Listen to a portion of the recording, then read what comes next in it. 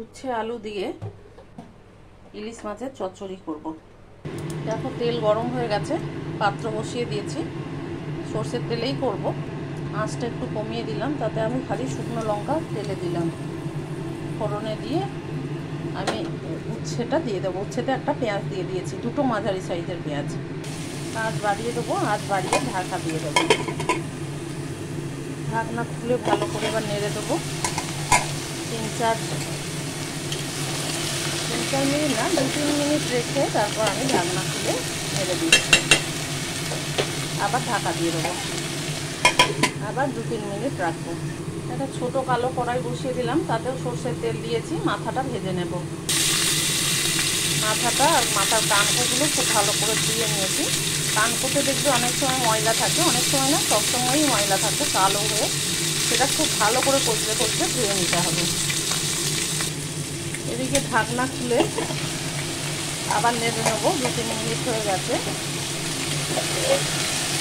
পরিমাণটাও একটু কমে গেছে।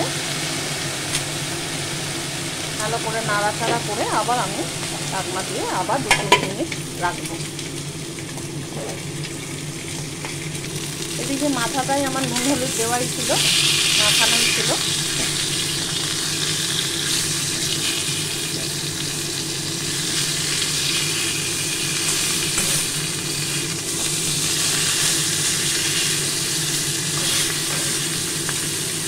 দু 3 মিনিট হয়ে গেছে, পরিমাণটা একবারেই কমে গেছে।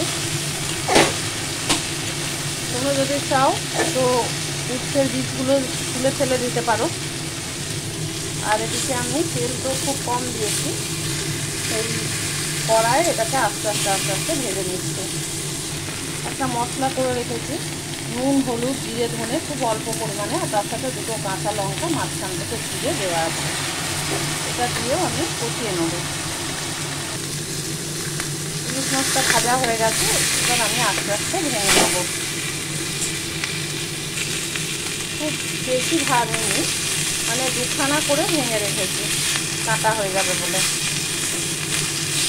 সেগুলোকেও আর একটু ভেজে নিচ্ছি। আর উচ্ছেটাকে ভালো করে কষিয়ে নেব। কষিয়ে নিয়ে তার মধ্যে আমি মাছের মাথাটা দিয়ে দিলাম, দিয়ে এটাকেও ভালো করে মিশিয়ে নেব। এবার আমি জল দিয়ে দেবো, তবে আমার কাছে একটু দইয়ের জল আছে, এটা আমি এর মধ্যে দিয়ে দিলাম, মিশিয়ে দিলাম। দই খুব কমই আছে, অল্প পরিমাণ, এটা মিশিয়ে এটাও ভালো করে কষিয়ে নেব। দেখতেই পাচ্ছ খুব ভালো করে কষিয়ে নিয়েছি। এবার আমি দইটা দিয়েও কষানো হয়ে গেছে, দইয়ের জলটা দিয়ে। এবার আমি ওই দইয়ের বাটিটা ধোয়া জল অল্প একটু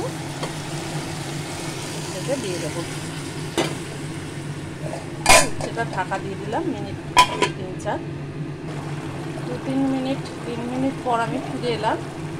এই পর্যায়ে আছে, আমি জলটা খুব ভালো করে মেরে নেবো, শুকিয়ে নেবো আর কি, টেনে নেবো, একদম চচ্চড়ি করে নেবো। আর নুনটা দেখে নেবো, তোমরা তোমাদের প্রয়োজন বুঝে নুন দেবে। দেখো মাখা মাখা হয়ে গেছে। তোমরা চাইলে এই পর্যায়েও রেখে দিতে পারো, আবার পুরো ড্রাইও করে নিতে পারো। মাখা মাখাটারও এক ধরনের টেস্ট, আর পুরো ড্রাই হয়ে গেলে সেক্ষেত্রে তো তেল বেরিয়ে যাবে, সেটারও আরেক ধরনের টেস্ট। তাই আমি পাত্রটাকে একটু আস্তে আস্তে ঘুরিয়ে ঘুরিয়ে দেবো। দেখো তেল বেরিয়ে এসছে প্রায়। আমি তবে খুব বেশি শুকনো করব না, এই সময় আমি গ্যাস বন্ধ করে দেব।